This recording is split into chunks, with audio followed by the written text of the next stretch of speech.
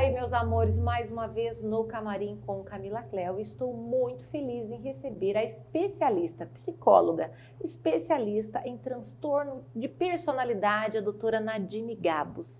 Doutora Nadine, é um prazer tê-la aqui conosco. Eu gostaria que você se apresentasse para o público. Olá, boa noite a quem nos ouve. Meu nome é Nadine, eu sou psicóloga, eu trabalho no Ambulatório Integrado de Transtornos de Personalidades do Hospital das Clínicas. Eu sou especialista em transtorno de personalidade borderline e eu estou aqui um pouquinho hoje para falar com vocês sobre isso. Muitas pessoas aí em casa têm dúvidas do que é esse transtorno de personalidade borderline. Explique-nos para nós, leigos e ignorantes, não é, gente? Explique, Nadine. O transtorno de personalidade, ele é assim, a pessoa sente, pensa, se relaciona e age de uma maneira que está diferente da média da população.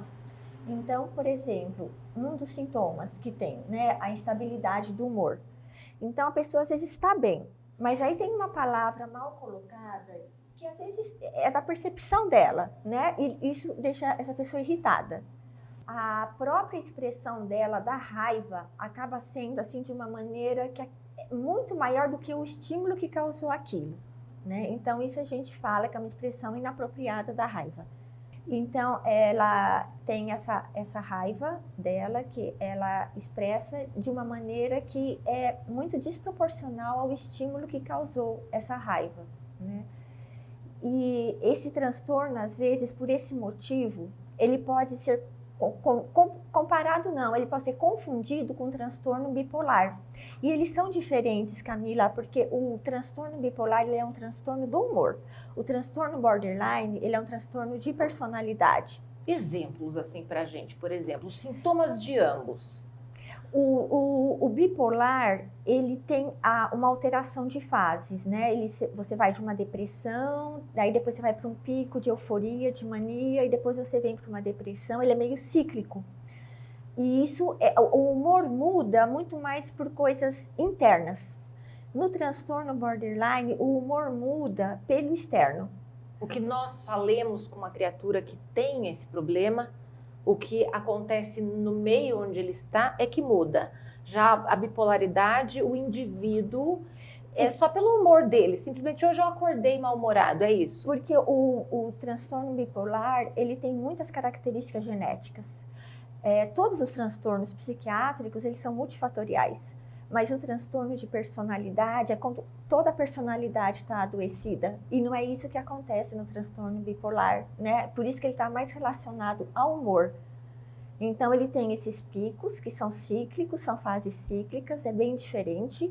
E o transtorno bipolar não, é essa coisa da pessoa que está sofrendo, que está fora da média o comportamento dela, né? E como vocês, profissionais, em geral, sentem a diferença?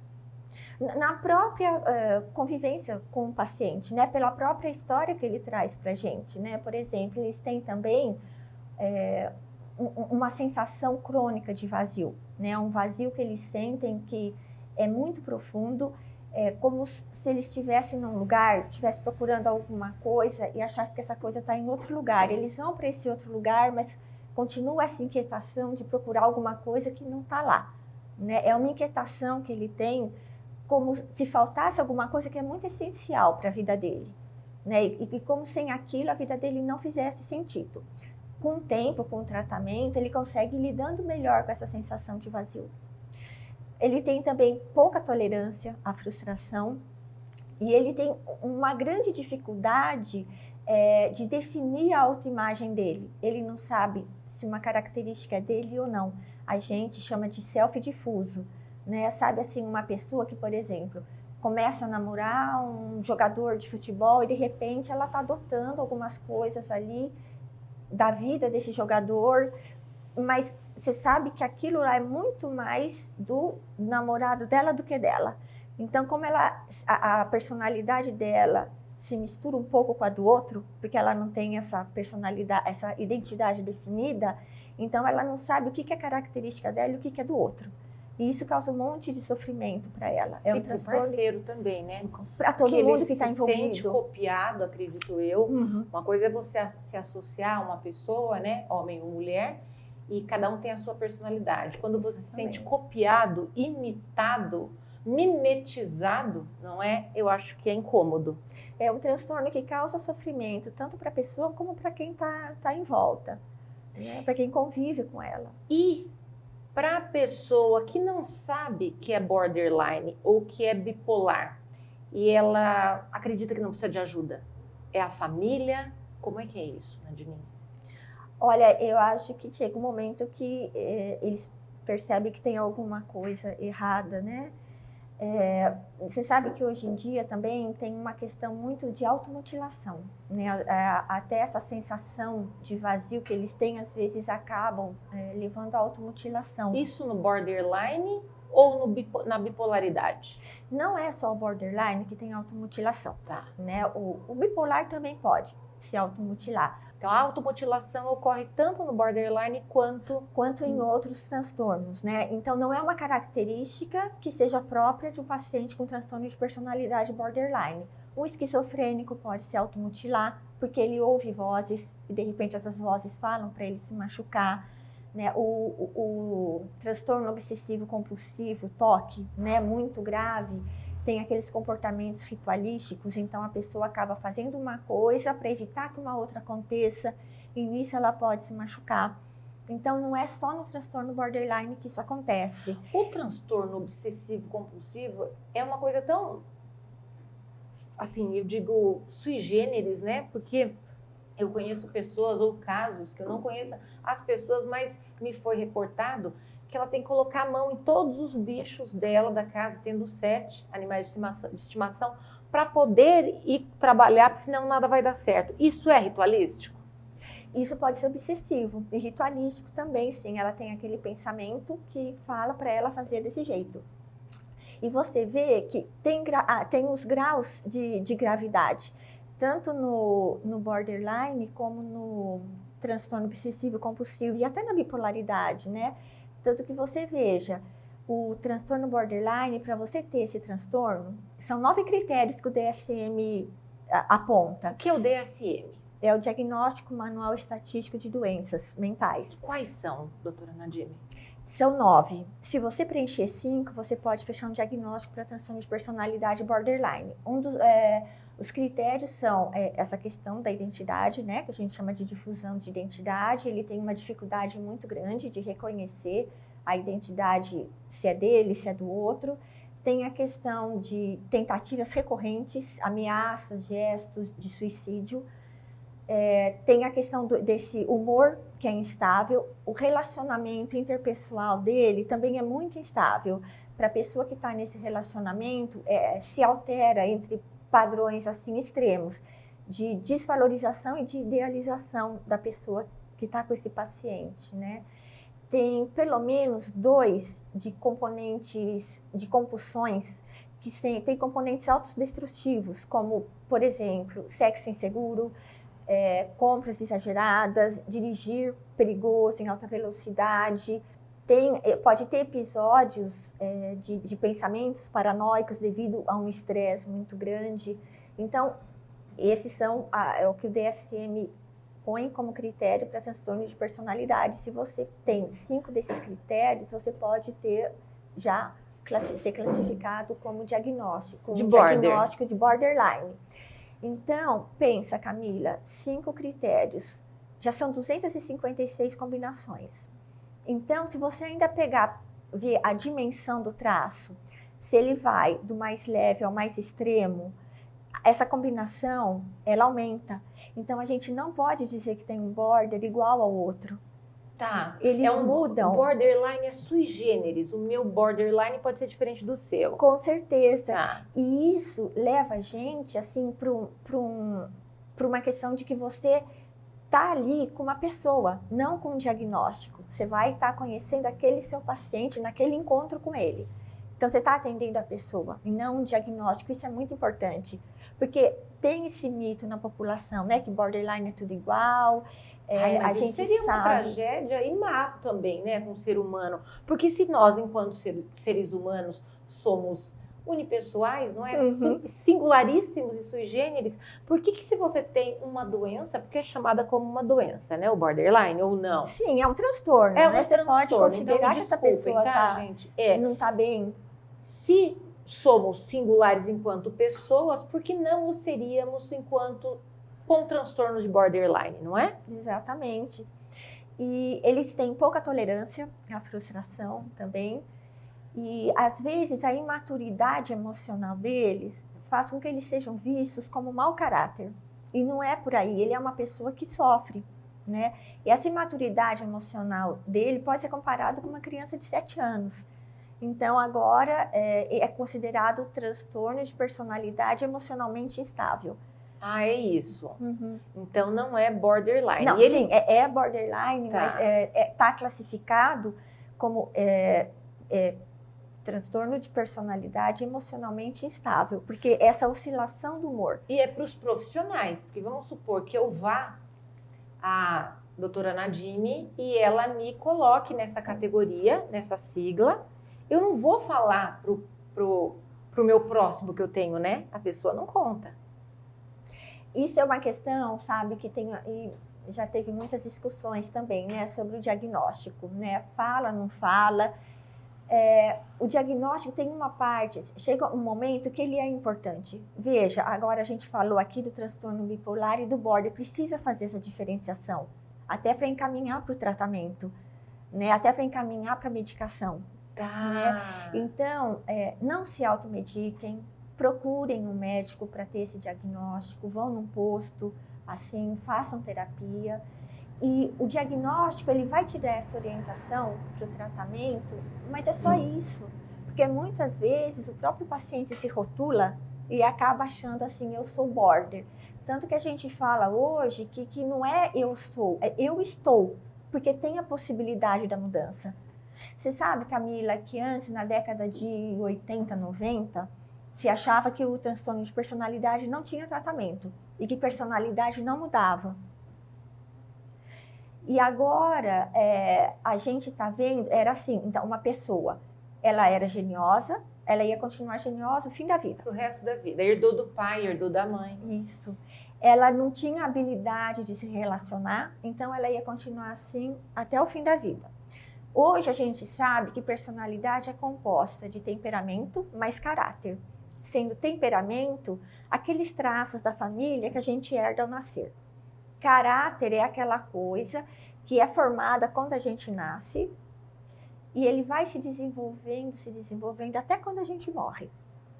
Então, se tem uma coisa que pode ser modificada, existe essa ideia da transitoriedade. Ou seja, nós fomos argila maleável até o fim dos nossos dias, não é? Eu acho que é por aí, sabe? Perfeito. E daqui a pouco, no segundo bloco, continuamos o nosso bate-papo sobre isso com uma pergunta que acho salutar fazê-la.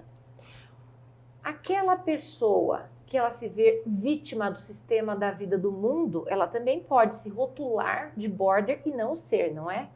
Com certeza. Então, daqui a pouco, gente. E é isso aí, meus amores, voltamos, segundo bloco, no Camarim com Camila Cleo, com a doutora psicóloga Nadime Gabos. A pergunta que eu fiz é sobre o vitimismo, porque muitos podem esconder o seu transtorno de personalidade. Outros podem gostar de fazê-lo para deixar o outro com dó. Isso também é uma dica de borderline? Deixar os outros com dó, vítimas, ele sendo vítima? Pode acontecer, sim. Alguns pacientes podem ter essa vitimização, né? Mas essa questão também de rótulo, ser ou não ser, é uma coisa que existe um certo preconceito ainda, infelizmente, né? Eu acho que tanto para profissional de saúde como para paciente, na sociedade em geral, né? Eu acho que existe um certo preconceito com relação a transtorno mental. Eu acho que talvez depois da pandemia tenha se falado mais disso, tanto que agora não se fala tanto doença mental, se fala em saúde mental. Transtornos. Eu acho que eles perceberam o quanto que a saúde mental hoje é importante tratar e falar disso, né? Geralmente, o que leva o paciente a se tratar é o sintoma da automutilação. A automutilação acontece porque é uma forma, a gente entende como uma forma da pessoa falar que ela está sofrendo. Ela usa o corpo para passar essa mensagem. É como se o corpo fosse o porta-voz dela. Ela não consegue nomear o que ela está sentindo, ela não consegue nomear aquela dor, então ela se corta. É como se ela falasse assim: eu quero ser visto, vocês não estão me escutando.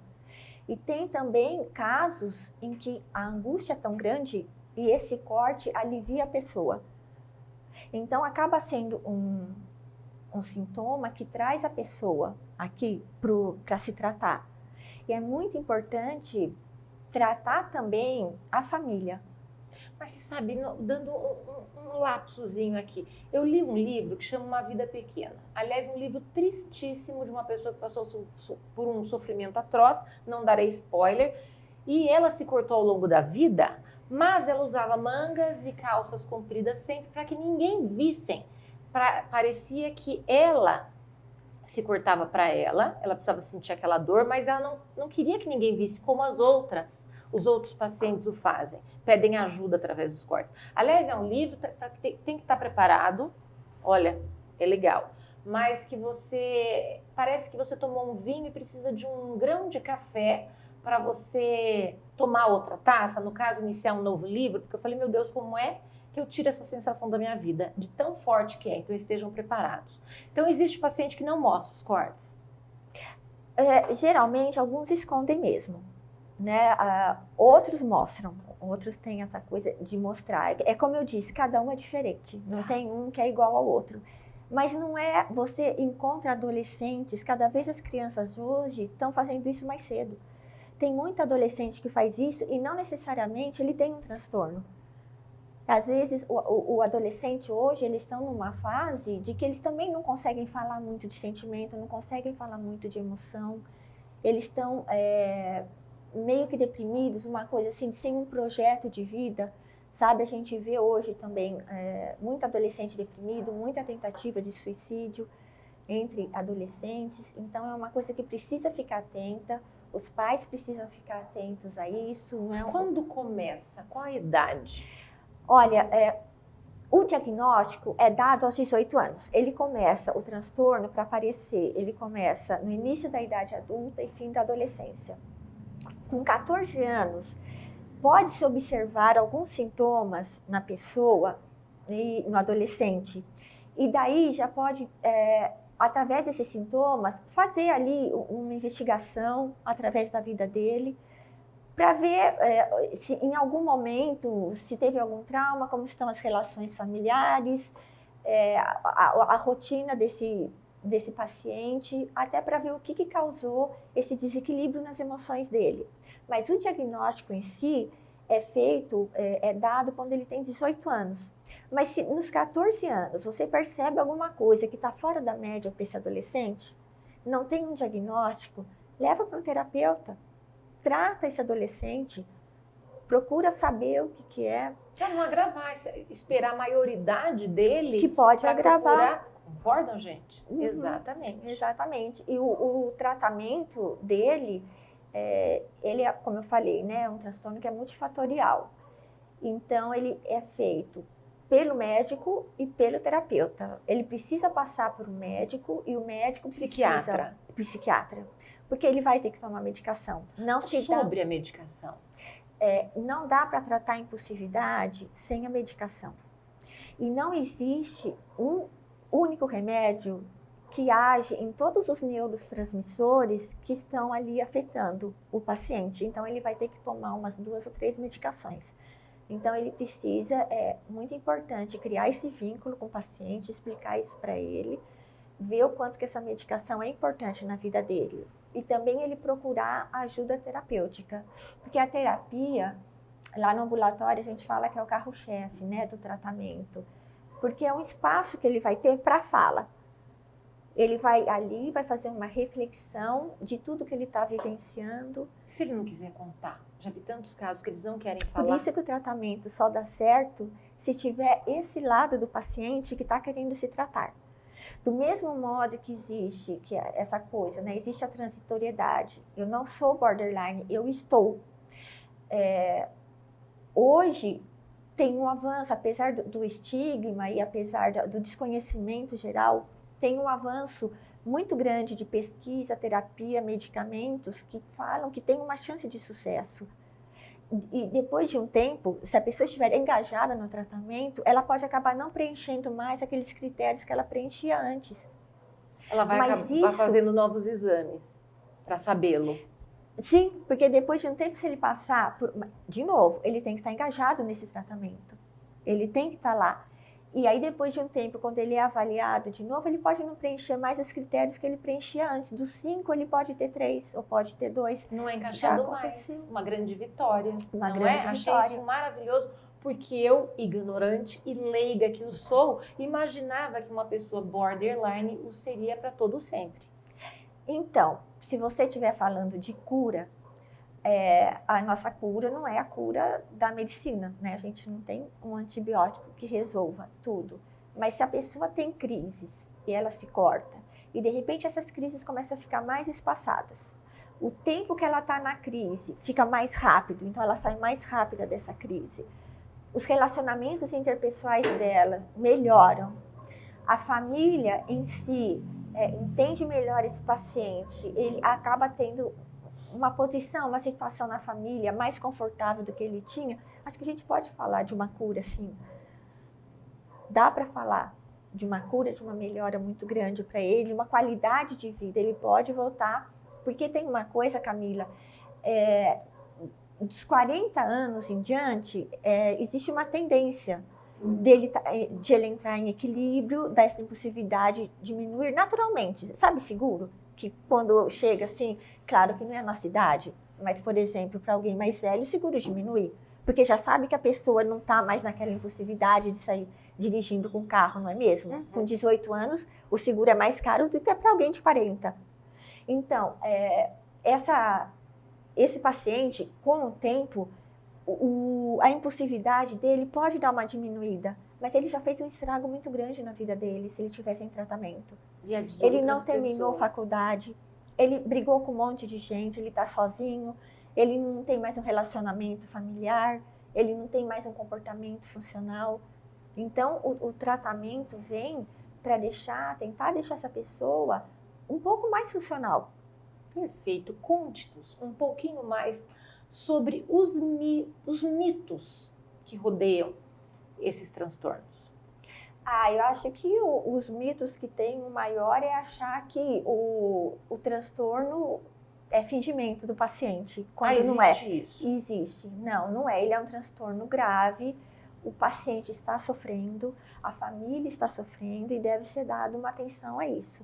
Outro mito também, que eu acho que é muito grande, é falar que o paciente não vai, ele está só com ameaça de suicídio e não vai se matar, não.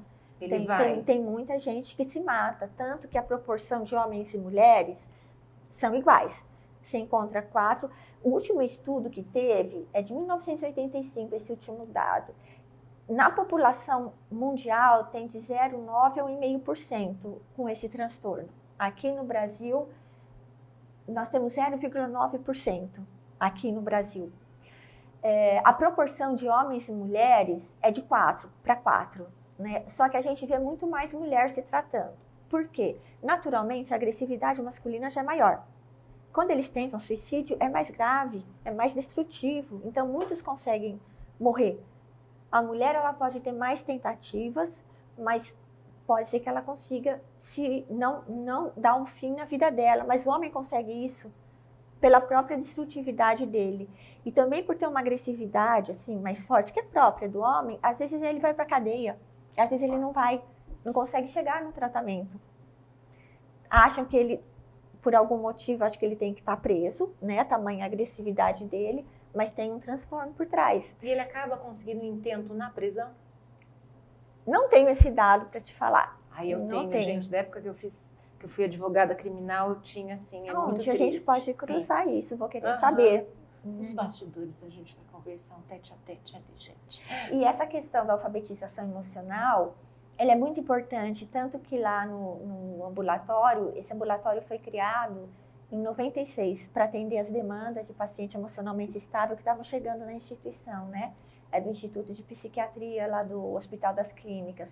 Agora, a entrada desses pacientes é nesse programa que foi desenvolvido lá pelos doutores Erlei e Fernanda Sassi, que são responsáveis por esse ambulatório. Eles criaram e fizeram um programa PES, que é Pensamento, Emoção e Sentimento. É um programa que estudou quais eram as maiores resistências, né, desse paciente ao tratamento, a não adesão ao tratamento, e viram que eles são pacientes que têm uma dificuldade de contar histórias, dificuldade de narrativa muito grande. Eles não sabiam identificar, não sabiam nomear emoções, não sabiam ver a emoção no outro. Então, a porta de entrada desses pacientes lá no ambulatório, quando conseguem uma vaga, é pelo programa PES. Eles passam, é um grupo que foi formado com paciente familiar. A gente não conhece um outro lugar que tenha feito uma abordagem dessa magnitude. A junta, antes da pandemia, era tudo presencial, né? Paciente familiar no nosso anfiteatro. Com a pandemia, começou a pandemia, imediatamente nós conseguimos atender esses pacientes online pelo Zoom. Então, a gente tenta lá falar com eles sobre emoção, sobre sentimento, para eles desenvolverem narrativas, para eles ficarem mais preparados para fazer uma terapia. Tanto que foi lançado 2 livros com profissionais do nosso ambulatório. Esse é o do programa PES, que é descrito todo o programa, tudo que foi apresentado. E a minha colega, parceira querida, a Daniele Zito, ela escreveu um outro livro para terapeutas que querem entender melhor o transtorno, que vão trabalhar com esse tipo de população, que ela fala sobre cartas para esse terapeuta que vai tratar desse paciente. Ela fala muito da experiência dela, ela tem uma experiência muito grande também, até mais que eu. Então, ó, ela... ao terapeuta de paciente de difícil acesso, de Daniele Marinzito. Isso. Tá?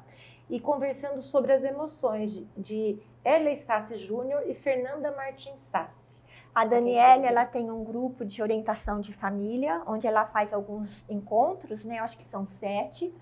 Vai começar um grupo agora em maio, também é online, para orientar os pais desses pacientes, porque também a família carrega uma sensação de culpa muito grande, sabe, com relação a isso. E às vezes não dá para se falar em culpa, né? Como ele é multifatorial, tem muitas coisas envolvidas, né? E mais para frente, eu e a Daniele vamos levar para o consultório também o grupo de pacientes, que também vai ser no molde online. Nós estamos, inclusive, também com uma aula na NEPO, em São Paulo, do professor Francisco Toro. Podemos deixar aqui na descrição do vídeo, por favor, os dados. Sim. Bem como o contato da doutora Nadime Gados, ok? Na NEPO, o professor Francisco Toro está realizando esse curso lá de transtorno de personalidade borderline, uma equipe nossa lá do ambulatório está ministrando esse curso. O pessoal tem gostado muito. Muito bom! Eu adorei, gente, adorei tudo que você nos contou. Eu era realmente muito ignorante e conto para vocês que eu achei um bálsamo na vida de quem está e não é transtorno borderline, tá bom, meus amores? Então não pensem que é o fim, tá? De repente é realmente o começo da cura. Obrigada, e assim Camila. nos despedimos. Muito obrigada, doutora Nadime, por estar aqui conosco. Volte sempre, quando puder, com pautas novas. E assim nos despedimos. Um forte abraço, fiquem todos com Deus e até o próximo programa. Tchau!